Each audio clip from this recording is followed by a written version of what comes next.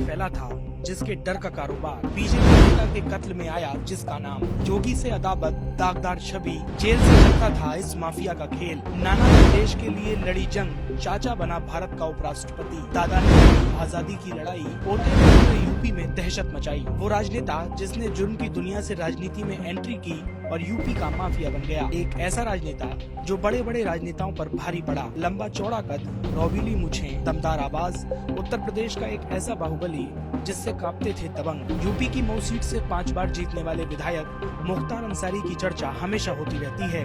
अक्सर किसी न किसी खबर के जरिए अंसारी हमेशा सुर्खियों में बना रहता है। वो जेल में रहे या जेल से बाहर, उसका नाम सबकी जुबान पर रहता है। आज हम आपको कहानी सुनाने वाले हैं उसी बाहुबली मुख्तार अंसारी की। मुख्तार अंसारी का ताल्लुक पूर्वांचल से रहा।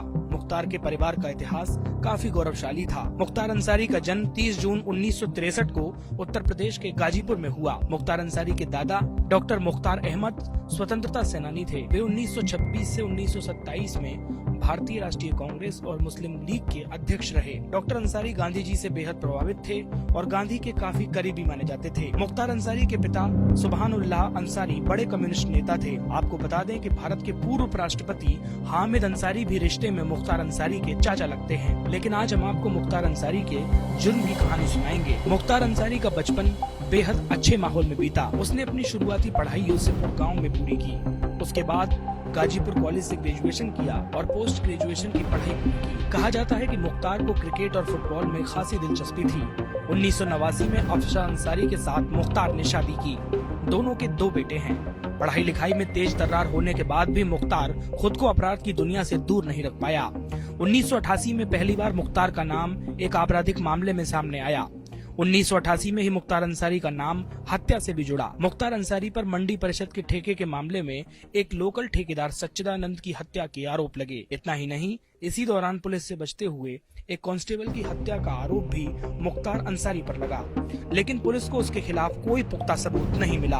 पूर्वांचल को हमेशा ही अपराध का गढ़ माना जाता है। कहा जाता है कि अंसारी की जब अपराध की दुनिया में एंट्री हुई तब पूर्वांचल में मुख्तार और ब्रजेश सिंह का नाम चलता था। दोनों में दुश्मनी भी थी और कहा जाता है कि ब्रजेश सिंह ने एक बार मुख्तार पर हमला भी कराया था। मुख्तार अंसारी 5 बार मऊ सीट से चुनाव जीता।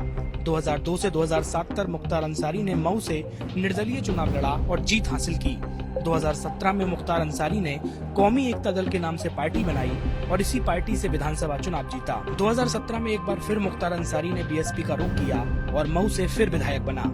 1996 में पूरी तरह से मुख्तार अंसारी राजनीति में आ चुका था, लेकिन इसके बावजूद मुख्तार पर मामले दर्ज होते रहे। 2005 में बीजेपी विधायक कृष्णानंद राय की हत्या का आरोप मुख्तार अंसारी पर लगा तो मुख्तार अंसारी का नाम खूब सुर्खियों में आया। दरअसल ये किस्सा शुरू हुआ मोहम्मदाबाद सीट से। ये सीट 1985 से अंसारी परिवार के पास रही और उस वक्त मुख्तार अंसारी का भाई अफजाल अंसारी इससे चुनाव लड़ रहा था। 2002 में बीजेपी विधायक कृष्णानंद राय ने अफजाल अंसारी को यहाँ से चुनाव में मात दी। कहते हैं ये बात मुख्तार अंसारी को नागवार गुजरी और कृष्णानंद राय मुख्तार अंसारी के निशाने पर आ गई। 29 नवंबर 2005 को कृष्णानंद राय अपने काफिले के साथ गाजीपुर से एक क्रिकेट स्टेडियम का उद्घाटन करके लौट रहे थे। तभी उनके काफिले पर AK-47 से हमला कर दिया गया। कृष्णानंद राय समेत 5 लोगों को गोलियों से छलनी कर दिया गया और उनकी मौके पर ही मौत हो गई। मुख्तार अंसारी कई मामलों में अपराधी बना और कई मामलों में बरी हुआ।